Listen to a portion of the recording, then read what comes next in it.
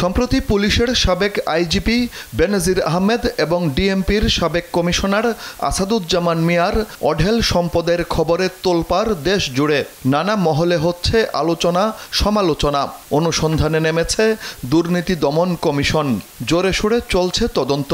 জিজ্ঞাসাবাদের জন্য 23 জুনের মধ্যে বেনজিরকে দুদকে হাজির হওয়ার জন্য বলাও হয়েছে। পুলিশের ঊর্ধ্বতন এই কর্মকর্তাদের এমন জ্ঞাত আয় বহির্ভূত সম্পদের দায় স্বরাষ্ট্রমন্ত্রী এড়াতে পারেন কিনা এমন প্রশ্ন ছিল মন্ত্রীর কাছে। জবাবে তিনি বলেন, যে অভিযোগ উঠেছে তা অনুমান নির্ভর। নিশ্চয়ই তাদের আয়ের উৎস আছে, যা শুনতে হবে। আমি যতটুকু জানি অনুমান ভিত্তিক চলছে, কথাবার্তা চলছে। এখনো কোনো তার বিরুদ্ধে সঠিকভাবে কোনো অভিযোগ উত্থাপন হয়নি। যেগুলি শুনছি তার এতগুলি অবৈধ সম্পত্তি, তাকে তো ডাকা হয়নি।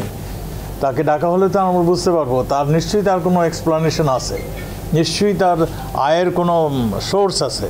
তিনি এটার জবাব দিবেন। যদি জবাব না দিতে পারে তখন আমরা বলবো সে দুর্নীতিবাজ, তখন সে বলবো যে তিনি অবৈধ সম্পদ অর্জন করেছেন। এর আগে বোধহয় বলার সময় আসেনি। বৃহস্পতিবার দুপুরে সচিবালয়ে সাংবাদিকদের স্বরাষ্ট্রমন্ত্রী বলেন, বেনজির আহমেদ দীর্ঘদিন মিশনে ছিলেন।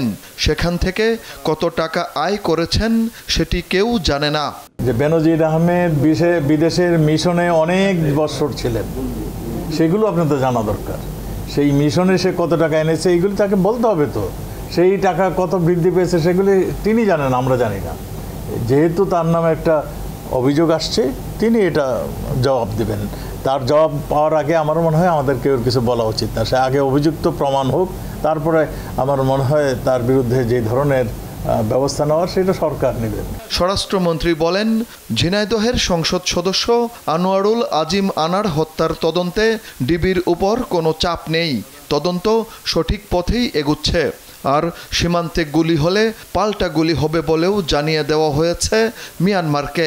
আমরা বলে দিয়েছি যে আমাদের গুলি করলে আমরাও এরপরে পাল্টা গুলি করব। জয় যাদব, দেশ টিভি, ঢাকা।